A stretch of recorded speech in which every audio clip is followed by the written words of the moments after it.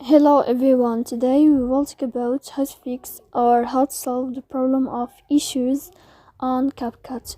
To know how to fix or how to solve issues on Capcut, you should just go to settings.